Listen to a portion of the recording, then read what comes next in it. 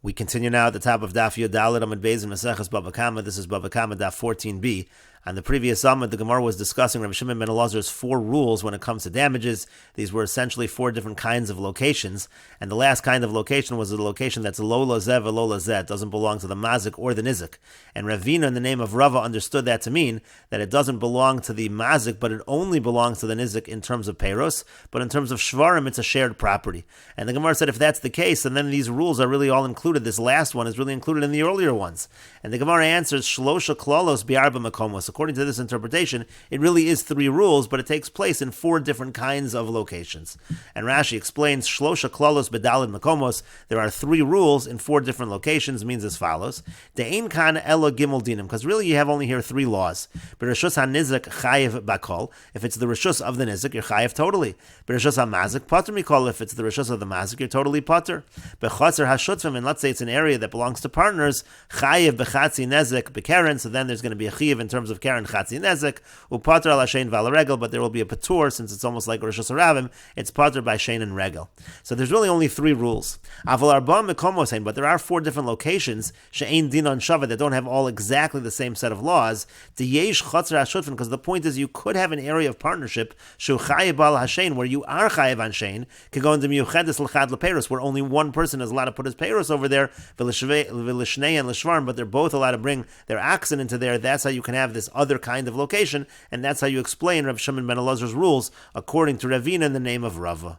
And the Gemara continues with the Mishnah, Shum Kesef, there's a monetary appraisal that's done when it comes to damages, Shava Kesef, and you pay with something that is worth money. B'fnei Bezin, it's in front of the court, V'al Pi Eidim B'nei Chorin B'nei Bris, and it has to be done through witnesses who are B'nei Chorin, they're free men, and they're B'nei Bris, they're Jewish men. V'hanoshim B'chlal, and women are included in these laws of damages. Hanezik V'hanizik V'hamazik B'tashlumin, and when it comes to the damages, the nizik and the mazik are included in the payment. And Rashi says, Shum Kesef, again, Shum Kesef means to say, in appraisal that's made, Kulam Asnisin Mefarsh B'Gemara. But Rashi says that this entire Mishnah will actually be explained by the Gemara. And the Gemara says, Mai Shum Kesef. What does it mean, Shum Kesef? What are we talking about in terms of the monetary appraisal? Amar Rav Yehuda says, Shum Zeh Lo Yehei Ela B'Kesef. What it means is that when we're doing an appraisal in terms of a damage, it should be done in terms of monetary value. Rashi says, Shum Zeh Shal Nizakin, when we do this appraisal of damages, Lo Yehei Ela B'Kesef, you have to do the appraisal in terms of money. Shayu Bezin Shamin Kama Shava Hanezik Mona or Masayim, the Bezin has to decide how much is this damage worth. Is it 100 dinar, 200 dinar, V'kach Yeshalim Lo, and that's the amount that has to be paid. And the Gemara says, Tanina lahad tanu rabbanan. Our Mishnah is saying the same thing as the following brisa. Para sheizika talis v'talis sheizika para. Let's say you have a cow that damages a talis, or a talis that damages a cow. Ein omrim teitze para b'talis v'talis b'para. We don't say that you take care of the para with the talis, or the talis with the para. Ela shamin osabedamim. Rather, what you do is you have to evaluate it in terms of the monetary value, in terms of money. Rashi says, Tanina b'masnisin lahad tanu rabbanan b'braisa. Our Mishnah says the same thing as the following brisa. Ushmami no taha braisa ikari. The point is that you see that this brisa is considered authoritative. Para shehizika talis. Let's say a cow damaged a talis. Shedarsula b'chatzar hanizik. Let's say the cow stepped on it in the chatzar of the nizik. V'talis shehizika para b'rishas rabim. Or let's say a talis damaged a cow in rishas rabim. It was almost like a boar. Kagon sheniskala behema b'talis. The behema tripped over the talis. V'nishbar regel para, and the foot of the cow was broken. And so Rashi continues, Ein omrin teitze para b'talis. We don't say that the para goes out in exchange for the talis, meaning yito lesapara sheizika talisa, that he just takes the cow that damages his talis. V'lo teini shomas, and we don't do any evaluation. Elahein chaser v'hein yoser, it's letting you just take it no matter if it's less or more. You don't say that. Elashamin osabedamim. Rather, you have to evaluate what was the monetary damage. Shamin hanizakan b'kesef. You evaluate how much it's worth in money. Ulefi mashezik es chaveri shalom, he has to pay according to the amount of the damages. And the Gemara continues at the 2 dots, Shava Kesef. The Mishnah says Shava Kesef. What does that mean? The Tanu Rabbanan, it says, we learned in the following brisa, Shava Kesef melame chein bezdin nizkaken elul nechasim sheyesh len achraya. Shava Kesef means that Bezin only collects from property where there is a lien, meaning to say that Bezin only collects when it comes to damage, they only collect from land. Avolim kadam nizik v'tafas metaltlin, but if the nizik goes ahead and he grabs metaltlin from the mazik, Bezin govin lo mehem, then the Bezin is allowed to collect from that property, can take from the metaltlin as well. well. But lichatchila, when the bezin is collecting, they only collect from land. That's what shava kesef means. And the Gemara says, Amar Mar, the master said, Shava Kesef, it says again, Shava Kesef, Melamed Shein Bezin is Kaken El Nechasim Sheyesh Lenachrayis, that shows the Bezin, when they collect, they only collect from property with a lien, meaning again, they only collect from land. My Mashma, but how does the word Shava Kesef have anything to do with land? And the Gemara says, Amar Rabba Barula says, Davar HaShaveh Kol Kesef. What it means is something that's worth any amount of money. There's a halacha of Ona. Ona means to say that you can't sell something for too high of a price, or you can't buy something for too low of a price, but that doesn't apply to land. But that doesn't apply to land. Ma'iniu davar she'ein lo ona. What are we talking about when we say shava kesef? Something that's worth all money. It means something where there is no law of ona. That refers to land. There is no law of ona by land. That's how shava kesef means land. But the Gemara says that can't be. Avodim u'shtaros nami ein lehen ona, because avodim and shtaros also, there's no din of ona by avodim and shtaros, so that also should be included in the term shava kesef according to this interpretation. Elama Rabba Barula, rather Rabba Barula says, Davar hanikna bekesef. What it means to say is something that's acquired with kesef. The way you acquire land is with kesef. That's not like metaltalin. Metaltalin, you do something like a kinyan meshicha or a kinyan hagba, and therefore shava kesef, which means something that's acquired with kesef, that's a reference to land. But again, the Gemara asks, Avadim u'shtaros nami niknan bekesef, aren't avadim and shtaros? They're also acquired with kesef, so that also should have been included. Elama Ravashi, rather Ravashi says, shava kesef velo kesef. What it means is, it has to be shava kesef, it has to be equal, it has to have monetary value, but it's not actually kesef.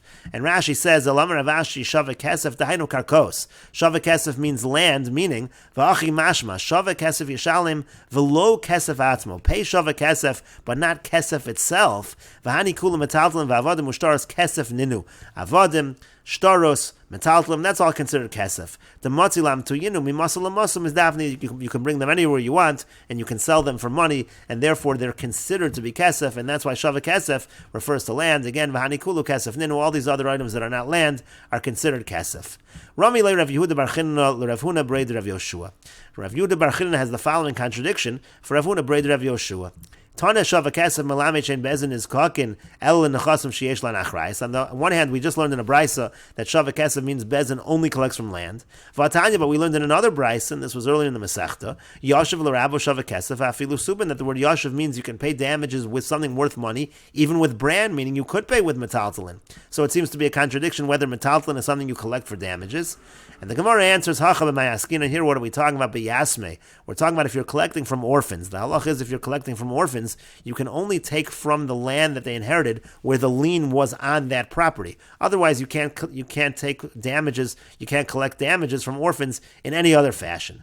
But the Gemara says, Ibi Yasme, but 1 second, if we're talking about orphans, Amos Sefer, look at the end of that brisa. It said, Im Kadam Nizik V'tafas Metaltalin, Bezin Govin Lo Mehen. It said, if the Nizik grabs Metaltalin, then already the Bezin is allowed to collect from those Metaltalin. Ibi Yasme, but if we're talking about orphans, Amai Bezin Govin Lo Mehen. Why is Bezin collecting from movable property from orphans? That's not true. And the Gemara says, Kedamar Rava. The Gemara says, no, you can explain that line in the brisa like Rava says, Amar Rav Nachman, that Rav Nachman said, Shatafas Mechayim. We're talking about a situation where during the lifetime of the father, that's when he took that property. Then already he can keep that property. Hachanami here also, Shatafas Mechayim. The case over here is that he took that property while the father was alive, and so then already he can collect from that property. And the Gemara continues at the two dots. The Mishnah said, Bifnei Bezin, it's in front of Bezin. What does that mean? It means Prat l'mocher nechasav v'yachar kach holech lebezin. That excludes a situation where a person sells his property and then he goes to Bezin. And Rashi says, Prat l'mocher nechasav v'kila hamos. He doesn't have any money left. Ubal lebezin, and then he comes to Bezin. Shein Bezin nifroin min alakuchos. In such a situation, Bezin is not going to collect from those who purchased the property. They're not going to go after the lakuchos in that case. And the Gemara says, well, Shema Mina, according to that, should we see from here, Love umachar nechasav. Let's say a person borrows money, then he sells all of his property, v'yachar kach bo lebezin, and then he comes to Bezin, and ein Bezin govin lo mehem, the Bezin doesn't collect from that. That's not true. And so the Gemara instead says, you're right, of course you would collect from Lakuchos in such a case. Ella prat lebezin had yotos. What it means is, when we say in front of Bezin, that comes to exclude a Bezin of simple people. It has to be a Bezin of experts. And Rashi says, Shmami no bitmiya, this is asked as a wonderment. If we know that a malva can go and collect from Lakuchos, of course he can collect from Lakuchos. So that cannot be what the Mishnah is saying.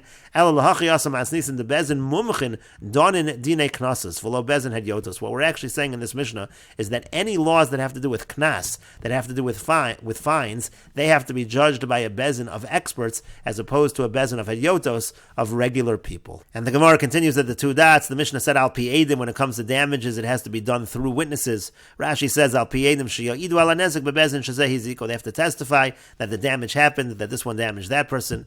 And the Gemara says prat lemode b'knas v'achar kach bo edim shu pater. What this comes to exclude is, let's say you have a situation of a fine. Person owes a fine and he admits to it. So generally when a person admits to a fine, he is pater. But let's say he admits to it and then Eidim come. So the Eidim would have obligated him to pay the fine, but now he admitted ahead of time. In that case, he's going to be pater. That's what it means, al pi Eidim. The obligation has to come through the witnesses. But if an obligation comes through himself, he's moda. So if it's a situation of a knas, he's actually pater. And the Gemara says, Hanicha leman da'amar. That's good according to the one who says, moda b'knas v'achar kach bo Eidim pater. That if you admit by a knas and then Eidim come pater, the Mishnah will be in line with that man da'amar. But according to the one who says by Moda B'Knas, if a person admits to a fine and then Eidim come that you're actually chayiv, so then what are you going to say? How are you going to explain this line of Al Pi Eidim? And the Gemara says Seifa Itzrichle, so it's the end that is necessary, and we will continue with this discussion in the next video on Daf Tezvav Amud Aleph.